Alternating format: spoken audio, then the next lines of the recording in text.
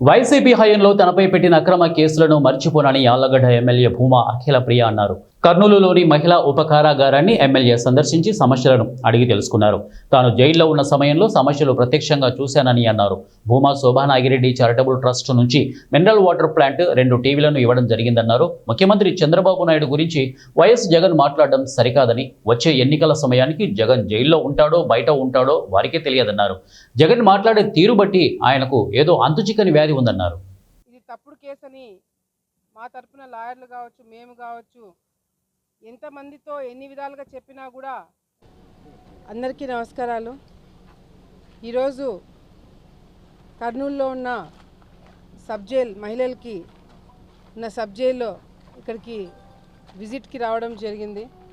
ఇక్కడికి వచ్చి ఇక్కడున్న సిబ్బందితో మాట్లాడి ఈరోజు ఈ సబ్ జైల్కి ఏమేం కావాలి, మేము డొనేట్ చేయొచ్చు అని చెప్పి అడిగి తెలుసుకున్నవన్నీ కూడా ఏర్పాట్లు చేస్తామని చెప్పి, ముఖ్యంగా తాగునీటి సమస్య, ఆర్ఓ ప్లాంట్, 2 టీవీలు శోభానాగిరెడ్డి గారి ట్రస్ట్ తరపు నుంచి సబ్ జైలుకి ఇవ్వడం జరిగింది.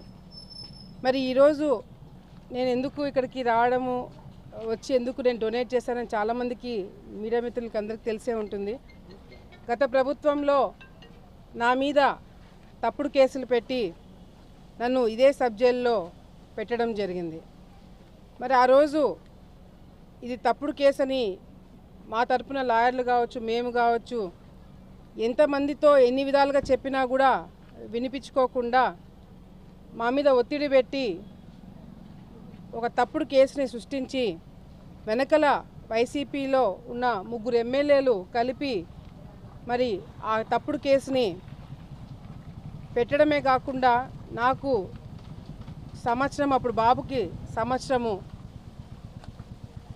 ఒక తల్లినని కూడా చూడకుండా నన్ను, నా భర్తని, ఇద్దరిని జైల్లో పెట్టడము నిజంగంటే ఆ సంఘటన నేను ఇంకా కూడా మర్చిపోలేదు. ఎందుకంటే కేసు పెట్టి జైల్లో ఉండడం ఒక ఎత్తు అయితే, కొడుకుకి దూరంగా, బాబుకి దూరంగా లోపల ప్రతి క్షణము బాబు గురించి ఆలోచిస్తూ, నా కొడుకు గురించి ఎట్లా ఆలోచించినానో ఆ టైంలో కార్యకర్తలు కూడా నేను లేకపోవడం వల్ల